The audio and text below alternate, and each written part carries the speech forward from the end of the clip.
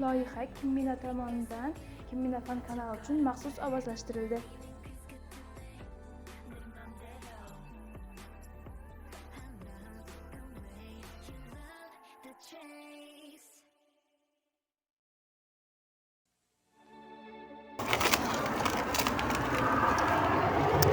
Hech Sakura daraxti ostida.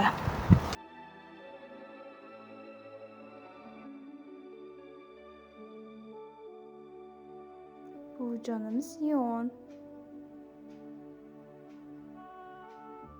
Bu ikkalasi Jivu va Jun. Jivu dada rolida, Jun esa ona.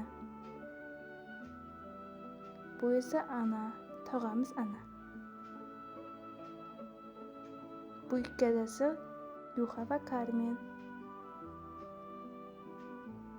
Bu esa Stella. Bu shumtaka esa Ayn.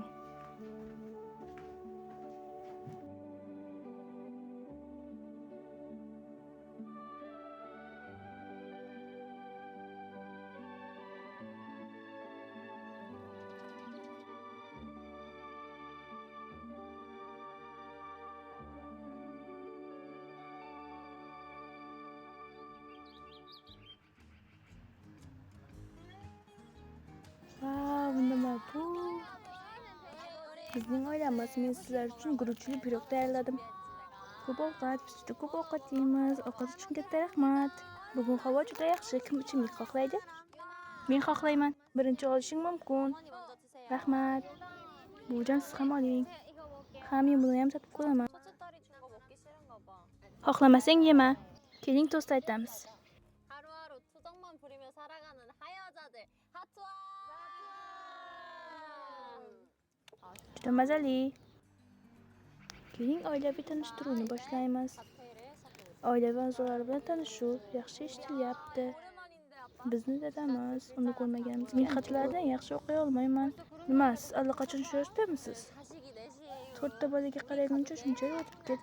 Biz oilaviy she'rimizni tanlashimiz kerak va bu haqida muhokama qilib olishimiz kerak. Keling, buni yasaymiz. Bu odatdagidek qilmaylik.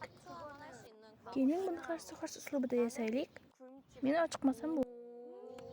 Yaxshisi ochiq olmaymiz, xuddi onamiz kabi. Men ana amakimdan ilhom oldim. Bu juda yaxshi. Ammo bu oilaviy she'r emas. Bizning oilamiz uchun eng muhimi bu kulgili bo'lish. Agar zerikarli inson bo'lsangiz, bu yerda bo'lishingiz noto'g'ri. Keling, zerikarli bo'lmaymiz. Buvijon ketish kerak. Buvijonga ketish kerakligi haqida ayting. Men buvijon emas, Yon deb aytdim. Kim u Yon? U bu yerda emas. Soni 50 mingta. To'xtang, bizni yuqoriga osishimiz. Bu oilaviy she'rmi? Vau, bu ajoyib. Menimcha men dadamizni ko'ryapman. Men aeroportda dadamizga o'xshash bir odam ko'rdim. Menimcha u senga o'xshaydi. Rahmat bolalar. Bolalar? Men buni shunchaki aytdim. Ularni aytgandik. Ha, o'ylaymanki erim buni to'g'ri yozadi. 최수방 화이팅! 화이팅 화이팅! 아빠 힘내세요. 우리가 있잖아요. 없잖아요. Buni shu yerga yozaymi? Sen bu borada yaxshi ekansan. Dada, siz iste'dodlisiz. Men sizni dadangizman. Talantli bo'ling. 할수 있어요? Karishchada yozishingiz mumkin. 역시 첫째 딸. Bizni katta qizimiz ancha aqlli. Birinchi farzand sizlar. Hammamiz ahmoqmiz. Buvi, bunaqa deyish uyat. Yozishga joy qolmadi. Unda bu nima? Barchamiz gapingga qo'shilamiz, o'g'lim. 최서방 그럴 수 있지. Dadamizga quloq solishimiz kerak, shundaymi? Qarashingni biroz yumshat. Menimcha men o'sish davridan o'tyapman. Voy, allaqachon katta bo'lib qoldingmi? Balog'atga yetish uchun nima qilish kerakligini bilasanmi?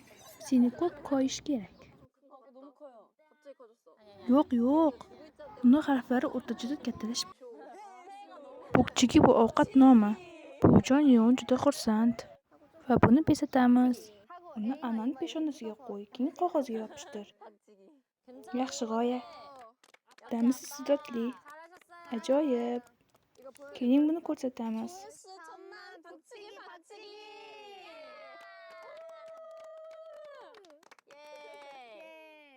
Juda yaxshi. Keling, bu yerga osib qo'yamiz. Dadamiz buni osib qo'yapti. Dadamiz hadam iste'dodli, u buni qila olyapti. Bu orada Anani pashatlab tashladi. Balki men guldirman. Hasharotlar uchun gulmi? Siz kapalakni nazarda tutyapsiz. Bu yerda ham gullar ustida hasharotlar bor. Barakalla jivu.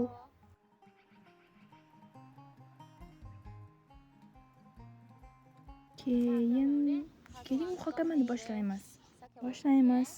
Keyin birinchi oilaviy mavzuni boshlaymiz. Oyimiz va dadamizning muhabbati yaxshi, shundaymi? Voy, buni kim yozdi? Menimcha biz yaxshimiz, nima deb o'ylaysiz? Aynan shunday. Biror yomon narsani sezdingizmi? Yo'q, albatta. Ammo ular bir-birini sevishadi. Buni yanada shirinroq bo'lishini. Sevgi bu juda shirin va muloyim. Bu yerda sevgini yetkazishning ko'p yo'llari bor. Barakalla o'g'lim. Dadamiz o'zini yaxshi yoki yomon his qilayotganini. Yaxshi, men yoqtiraman. Oyi, linza taqqanmisiz? Sen ham uni taqqan. Uyimiz yosh ko'rinadi. Bujon, siz ham linza taqqanmisiz? Siz ko'zlaringizni sog'lom saqlashingiz kerak. Sog'lom ko'zlar. Trenddan qolish yaxshi emas. Trendda bo'lishni istasangiz linza taqing. Hoy, linza taqma. Xo'p, men shunchaki. Keling, mavzuga qaytamiz. Bujonning sevimli nevarasi kim? Kim merosxo'r bo'lishini tanlaydimi? Bujon, o'zi qancha boyligingiz bor? Uni eshitganimdan keyin qaror qildim. Ishlamayotganimning o'z sababi bor. Buni buvijon tufayli. Barchamiz buvijonga rahmat aytishimiz kerak. Bu uyga qarang, u juda ajoyib. To'g'ri. Menimcha bu men. Chunki men eng yosh farzandman. Nega bizning kichik farzandimiz? Nega u bunchalik tez o'syapti? Men uni bunday ko'tara olmayman. Katta qizsin, unga baqirishing mumkin. Unga yaxshilab baqirishingni tayinlayman. Keyin uni uydan chiqarib tashlaymiz. Bujon, menga juda ko'p pul kerak. Nega? Tushuntir. Men biznes qilmoqchiman. Uydan ketdi. Bu muvaffaqiyatsiz yakunlanadi deb uydan ketish? Yaxshilab ishlashim va oilamizni boqishim kerak. Yo'q, kerak emas. Bujon, oling. Ozgina olaman va tartibsiz ovqatlaning.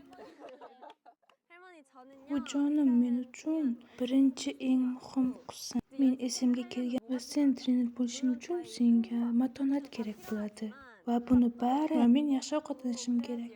Shunda men yaxshi shug'ullana olaman. Semning 10-qavatidagi kafeteriya qanchalik zo'rligini bilasan, lekin bu yer qishloq-ku. Shuning uchun men alohida yashamoqchiman. Menimcha sen biroz qo'pol gapiryapsan. Bu noto'g'ri. Uni ko'zlari hozir to'rtburchakka o'xshaydi. Qanday qilib buni katta bo'ldim deb ota-onangga aytaman. Kichkintoyimizga nimadir bo'ldimi? Kichkintoyni tarbiyalashga men diyeta qilmoqchiman. Unda yema. U bizning e'tiborimizni istayapti. Bujon, unda bizga ayting. Mening eng sevimli nevaram. Bu to'satdan hamma dedi. Ana. Lekin nega? Tushuntirib bering, nega u aynan sevimlisi? Men buni oldindan bildim, chunki ular haqida ko'proq qayg'uraman. Tog'a, bu bariga arziydimi? Albatta arziydi. To'xtang, bu yerda juda ham ko'p boylik bor. Nima, u faqatgina 500 ming wonmi?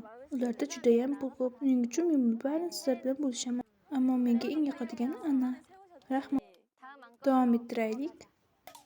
Katta farzand o'z mavqeyidan foydalanishi to'g'rimi? Buni sen yozgansan. Aniq. Biz birga qo'ziqorin teramiz. U shunchaki qo'lini mana bunday qiladi. Uni va buni oling. U bizga buyruq beradi. Xuddi katta opalardek. Uka va singillaringiz aytganingni qilishadimi? Men bu borada yaxshiman. Chunki men oyim va dadam shunday. Ammo kichkinamiz meni eshitmaydi. Biz nima qildik? Aytchi. Oyi, dada, sizlar meni mensimayapsiz. Qachon biz seni mensimaganmiz? Biz shunchaki senga o'rgatyapmiz. To'xta, shunda opang va sen bolalaringizni qanday tarbiyalaysiz? Siz ham katta farzand. Amaki, siz bu yerda eng katta muammosiz. Shayga uylanishingiz kerak edi. Bu qiz kimga o'xshaydi? Oysigami yo dadasigami? Biz uni bunda tarbiyalamaganmiz. Lekin ota-onamiz ham biroz g'alati. Oyim va dadam ham muammo. Hoziroq oyim va dadamdan kechirim so'ra. Sen buni qanday aytding? Mendan kechirim so'ra. Sizga gap yo'q. Mayli, keyingi savol. Ikkinchi farzandimiz o'z-o'zi bilan gaplashadi. Bizni singlimiz har doim o'zi bilan gaplashadi. Men avvaldan o'zim bilan juda ko'p gaplashaman. Ammo menga buni qilish yoqadi. Menimcha bu yaxshi narsa.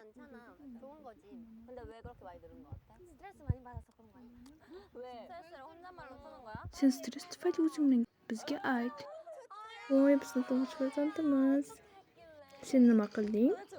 Nima bo'lyapti? Bizni kimlar menga yopishib olyapti? Ular yenglarini shimarishmoqda. Hammangiz keyinroq mehmonxonaga keling. 3-savol. 3-farzandimiz doim yolg'iz yashashni rejalashtiryapti. Chet elda yashaganimdan keyin, siz chet elda yashang, men uyga qaytdim. Qaytmoqchimisiz? Ba'zida. Men hali ham turmushga chiqishim kerak. Men uni yoqtirmayman.